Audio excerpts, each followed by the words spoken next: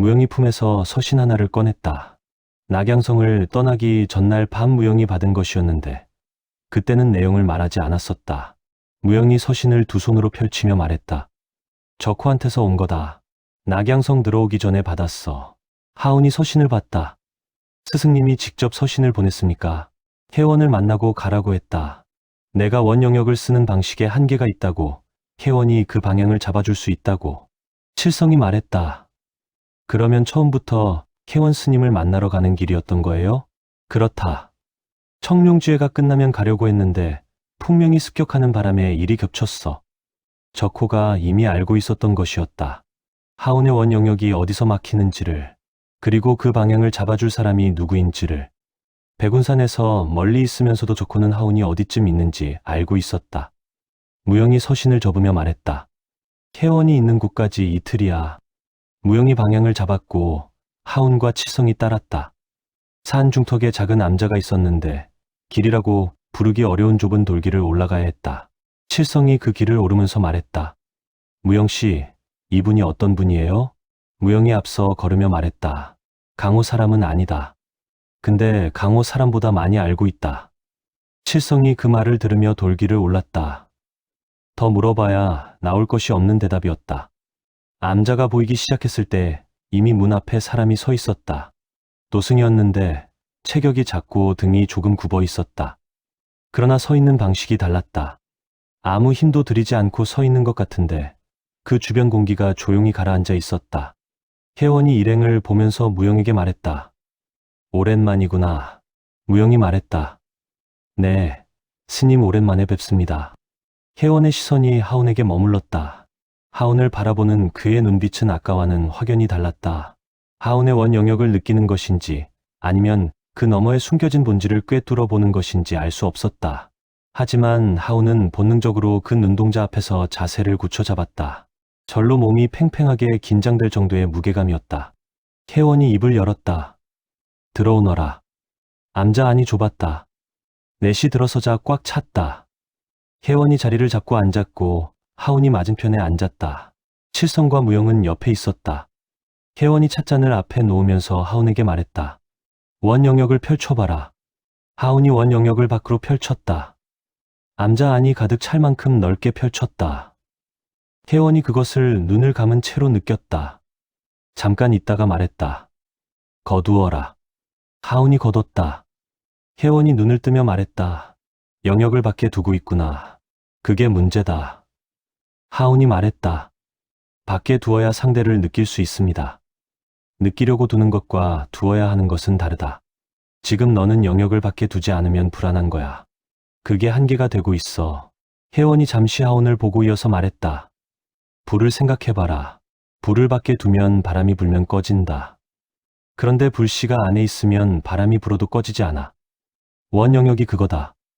밖에 펼치는 것이 아니라 안에서 피우는 것이야. 하운이 그 말을 들으면서 생각했다. 안에서 피운다는 것이 감각으로는 잡히지 않았다. 원 영역을 처음 깨달은 날부터 항상 밖으로 펼치는 방식이었다. 밖으로 펼쳐야 상대가 느껴졌고 공간이 읽혔다. 안으로 당긴다는 것이 어떤 감각인지 지금 이 자리에서는 잡히지 않았다. 하운이 생각에 잠기는 것 같자 혜원이 인자한 표정으로 말했다. 지금 당장 되는 것이 아니다. 근데 방향은 알아야 해. 방향을 모르면 아무리 수련해도 같은 자리에 있는 거야. 칠성이 혜원을 보다가 조심스럽게 말했다. 스님, 그 방향을 잡으려면 어떻게 해야 해요? 혜원이 칠성을 봤다가 말했다. 놓아야 한다. 밖에서 느끼려는 것을 놓아야 안에서 피어나. 느끼려는 의지 자체를 거두어야 해. 칠성이 그 말을 들으면서 고개를 끄덕이다가 멈췄다. 느끼려는 의지를 거두면 아무것도 안 느껴지지 않나요? 처음엔 그렇다. 그런데 그 다음에 달라진 것이 온다. 혜원이 찻잔을 들면서 말했다. 그게 전부다. 나머지는 내가 찾아야 해. 암자에서 한나절을 머물렀다. 하운이 마당 한쪽에 앉아서 원 영역을 안으로 당기는 것을 시도했다. 밖으로 펼치지 않고 안으로 당기는 것. 시도할 때마다 공간이 비어있는 것 같은 느낌이 왔다. 아무것도 느껴지지 않는 감각이었다. 혜원이 말한 것이 그것이었다. 처음엔 아무것도 안 느껴진다고. 그 다음을 기다리는 것이라고. 그 다음은 오지 않았다. 해가 기울기 시작했고 무영이 마당으로 나오면서 말했다. 움직여야 한다. 더 이상 지체할 시간이 없다. 하운이 일어서면서 원 영역을 걷었다. 방향은 잡혔지만 아직 감각은 없었다. 그러나 방향이 잡혔다는 것이 올 때와 다른 것이었다. 혜원이 암자 문 앞에서 일행을 배웅하면서 하운에게 말했다. 살아서 와라. 방향을 잡은 것은 출발이지 끝이 아니다. 하운이 고개를 숙이며 말했다. 감사합니다, 스님. 혜원이 말했다. 무영, 이번엔 마무리 잘하거라. 무영이 혜원을 보며 말했다. 그럴 생각입니다. 혜원이 더 말하지 않고 암자 안으로 들어갔다. 낙양성에서 이틀을 더 이동했을 무렵 설무의 서신이 닿았다. 객잔에 들어서자마자 무영 앞으로 전달된 것이었는데 무영이 서신을 펼쳐 읽으면서 표정이 달라졌다. 칠성이 밥을 시키다가 그것을 보고 멈췄고 하운이 무영을 봤다. 무영이 서신을 접으며 말했다. 천암행 기록관을 설무가 직접 신문에서 자백을 받아냈다고 하는구나. 공손무 총맹주 동선을 풍명 쪽에 넘기던 자였어. 처음부터 흑마교주가 심어놓은 사람이었고 풍명이 끌어들인 게 아니라 흑마교주가 직접 넣어둔 거야. 칠성이 말했다. 그러면 총맹주 동선은요? 막았어. 기록관이 마지막 동선을 넘기기 직전에 잡혔으니까 설무가 빠르게 움직인 거지. 하운이 말했다. 풍명 거점 위치도 확인됐습니까? 기록관이 그것도 알고 있었다. 낙양 외곽 이쪽으로 가는 길목에 있다. 칠성이 말했다. 그러면 지나가는 길에 들를 수 있겠네요. 무영이 나지막하게 말했다. 들를 게 아니라 끝내야지. 연화를 보자. 연화가 무영을 보고 있었다. 무영이 서신을 읽을 때부터 연화의 눈이 달라져 있었는데 흑마교주라는 이름이 나온 순간부터였다. 무영이 그것을 보면서 잠깐 있다가 말했다. 연화, 밖에서 잠깐 얘기할 수 있냐? 연화가 무영을 봤다가 일어섰다. 객잔 밖 해가 기울고 있었고 길이 조용했다. 행인이 드문드문 지나쳤고 무영이 객잔 벽에 등을 기대지 않고 서서 연화를 보며 무영이 말했다. 40년 전 일이다. 연화가 무영을 봤다. 독고문에서 의뢰가 왔다. 장주가 직접 넣은 의뢰가 아니었지. 외부에서 들어온 것이었는데 그때 나는 그걸 확인하지 않았다. 자객 일이라는 게 의뢰인을 캐는 일이 아니었으니까. 무영이 말을 이었다. 표적이 독고문 안에 있었고 무극검을 만들던 사람이었다. 나는 그 사람이 누구인지 그 사람이 무엇을 만들고 있는지 몰랐고 그냥 들어가서 끝냈다. 연화가 무영을 보고 있었다. 그 의뢰를 넣은 게 흑마교주였다는 걸 안 건 한참 뒤였다. 적호한테 졌지만 살아남았고 그 뒤에 알게 됐다. 내가 죽인 사람이 적호가 지키려던 사람이었다는 것도. 연화가 말했다. 고모 할머니예요. 무영이 말했다. 알고 있다. 조용한 길에 행인이 한 명 지나쳤다가 멀어졌다. 연화가 무영을 오래 봤다. 무영도 시선을 피하지 않고 숨기지 않는 눈이었다. 40년을 들고 있다가 지금 내려놓는 사람의 눈이었다. 연화가 말없이 돌아서자 무영이 연화의 등을 봤다. 연화가 객잔 반대 방향으로 걸어갔다. 무영이 그 자리에 서 있었다. 칠성이 객잔 창문으로 그것을 보고 있었다. 하운 옆에 앉아서 밥을 먹다가 창밖을 봤는데 무영이 혼자 서 있었고 연화가 멀어지고 있었다. 칠성이 젓가락을 내려놓으려 했다. 하운이 말했다. 놔두자. 칠성이 하운을 보자. 하운이 밥을 먹으면서 말했다. 지금 가면 안 돼.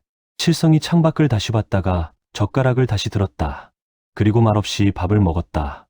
무영이 객잔 안으로 들어와 자리에 앉았다. 아무 말도 하지 않았고 밥을 시켰다. 칠성이 무영을 봤다가 시선을 내렸다. 셋이 말없이 밥을 먹었다. 밥그릇이 절반쯤 비었을 때 칠성이 참다가 말했다. 연하씨 어두워지기 전에 돌아올까요? 무영이 말했다. 돌아온다. 칠성이 무영을 봤다. 어떻게 알아요? 무영이 밥을 먹으면서 말했다. 그런 사람이다. 연화가 돌아온 것은 한 시즌이 지난 뒤였다. 객잔 뒤편 작은 강이 있었는데 연화가 거기서 왔다. 눈이 붓지 않았고 얼굴이 굳어있지 않았다. 그러나 뭔가를 오래 생각하고 나서 자리를 잡은 사람의 걸음이었다. 연화가 자리에 앉으면서 무영을 보며 말했다. 무영 씨가 그 의뢰를 받지 않았으면 다른 사람이 받았겠죠. 흑마교주가 원한 거니까. 무영이 말하지 않았다. 그렇다고 무영 씨가 한 일이 없어지는 건 아니에요. 그것도 알아요. 근데 이상하게 따질 수가 없어요. 40년을 들고 있다가 말한 사람한테 무영이 연화를 보자 연화가 말했다. 풍명거점, 같이 가요. 무영이 연화를 오래 봤다가 고개를 끄덕였다. 칠성이 그것을 보면서 조용히 소리가 나지 않게 숨을 내쉬었다. 하운이 앞을 보며 말했다. 내일 아침 움직이면 됩니까? 무영이 말했다. 그래, 이틀이면 다. 풍명거점은 낙양 외곽 산기슭에 자리를 잡고 있었다. 겉으로는 약재상이었는데 앞채가 약재를 파는 곳이었고 뒷채가 실제 거점이었다. 건물 두 채가 좁은 담으로 연결돼 있었고 뒷채 쪽에 경계를 서는 인원이 일정한 간격으로 움직이고 있었다. 무영이 낮은 풀숲에서 그것을 오래 살폈다. 교대 주기를 세는 것이었다. 연화가 그 옆에 나란히 엎드려 앞채 쪽을 보고 있었고 하운이 원 영역을 좁게 유지하며 뒷채 안쪽 인원 수를 헤아리고 있었다. 하운이 낮게 말했다. 뒷채 안에 셋이에요. 안쪽 방에 하나가 따로 있어. 무영이 말했다. 그게 풍명이겠지. 뒷채 경계는 셋이고 앞채에도 둘 이상이야. 전부 합치면 10이 안 넘어. 연화가 앞채 창문 쪽을 보며 말했다. 앞채 안쪽에 둘이에요. 창문으로 불빛이 두 군데서 움직이고 있어. 무영이 연화를 봤다가 고개를 끄덕이며 말했다. 앞채는 내가 맡아. 안으로 들어오는 인원 막고 바깥으로 빠져나가는 것도 막아야 해. 칠성은 뒷채 경계셋을 처리하고 하운이랑 나는 뒷채 안으로 들어간다. 칠성이 경계 인원들의 움직임을 보면서 말했다. 다음 교대까지 반 시즌 남았어요. 지금 움직여야 해요. 무영이 말했다. 그래. 칠성이 먼저 움직여. 칠성이 풀숲에서 나왔다. 몸을 낮게 유지한 채 뒷채 담 쪽으로 이동했는데 걸음마다 소리가 없었다. 경계 인원 셋이 각자 다른 방향을 보고 있었고 그 사이 틈을 골라 담 아래까지 붙었다. 칠성이 첫 번째 인원의 뒤쪽으로 파고드는 순간 청기를 좁게 앞으로 전개했다. 혜원이 말한 방향이었다. 흘리거나 막는 것이 아니라 누르는 것이었다. 상대의 움직임이 멈칫하는 순간이 생겼고 그 순간 검자루가 목 옆을 짧게 쳤다. 상대가 소리 없이 쓰러졌다. 두 번째 인원이 인기척을 느끼고 돌아보려는 순간 칠성이 이미 그쪽으로 몸을 틀어 있었다. 돌아보는 것과 칠성의 손이 거의 동시였는데 칠성이 조금 더 빨랐다. 세 번째 인원이 칠성을 보고 검을 꺼내려 했다. 칠성이 청기를 다시 앞으로 전개했다. 이번엔 첫 번째보다 조금 더 확실했다. 상대가 검을 꺼내려는 손이 멈칫하는 사이 검자루가 들어갔다. 셋이 순서대로 쓰러졌다. 칠성이 그 자리에 서서 숨을 고르면서 손을 봤다. 청기를 앞으로 전개하는 감각이 처음보다 뚜렷해지고 있었다. 완성이 아니었지만 방향이 잡히고 있었다. 무영이 그것을 확인하고 하운과 함께 뒷채 문으로 향했다. 무영이 먼저 들어서면서 오른쪽 인원을 소리 없이 처리했고 두 번째 인원이 검을 꺼내는 순간 무영의 도가 검을 잡은 손을 내리쳤다. 검이 바닥에 떨어지는 소리가 짧게 났다. 세 번째 인원이 하운 쪽으로 달려들었는데 검을 높이 들고 내려치는 방식이었다. 하운이 원 영역을 펼치며 받았다. 상대의 발이 어디로 가는지, 검이 어느 방향으로 향하는지가 영역 안에서 느껴졌다. 하운이 그것을 읽으면서 검을 들어 흘렸다. 상대가 뒤로 물러서며 자세를 바꿨다. 이번엔 왼쪽으로 돌아 옆구리를 노리는 방식이었다. 하운이 그 움직임을 영역으로 읽으면서 대응하려다 멈췄다. 혜원이 말한 것이 떠올랐다.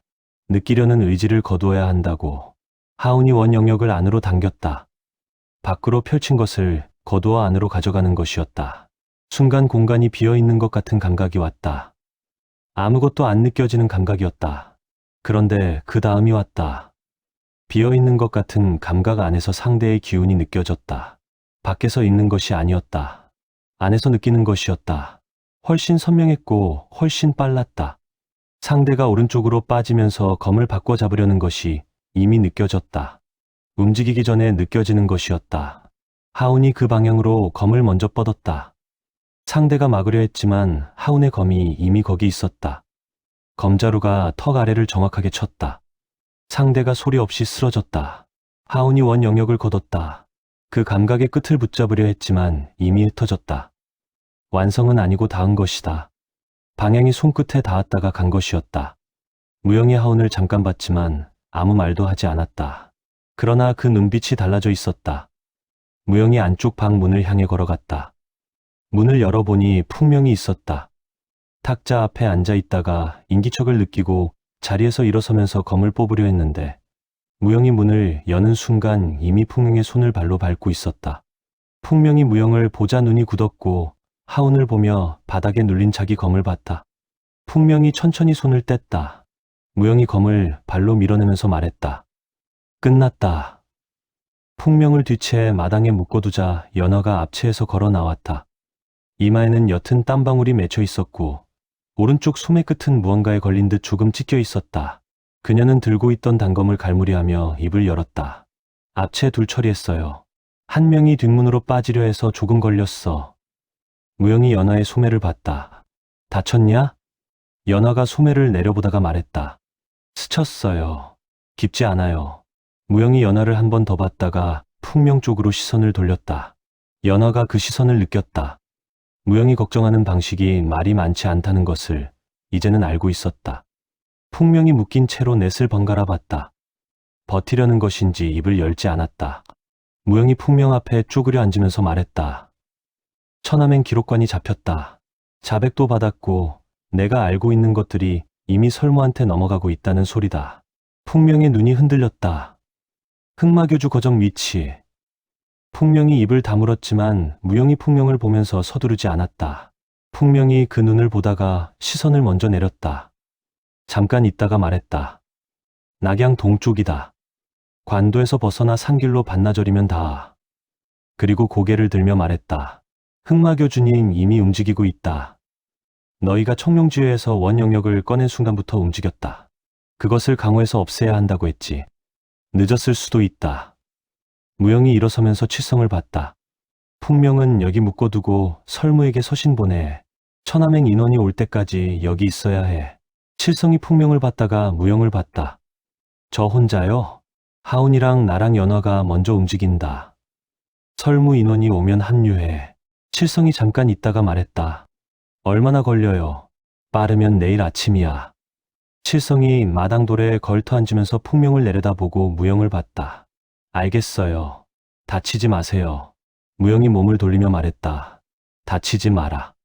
칠성이 그 말을 들으면서 피식 웃었다. 무영이 저렇게 말할 때가 걱정하는 것이라는 것을 이제는 알고 있었다. 풍명이 칠성 옆에 묶인 채로 앉아 있었다. 칠성이 풍명을 봤다가 하늘을 보니 별이 나오고 있었다. 긴 밤이 되겠네요. 풍명이 대답하지 않았다. 칠성이 혼자 고개를 끄덕이며 말했다. 뭐, 괜찮아요. 해가 완전히 기운 뒤 셋이 거점을 나왔다. 무영이 앞장서며 낙양 동쪽 방향으로 걸음을 잡았다. 하운이 따르면서 원 영역을 유지했다.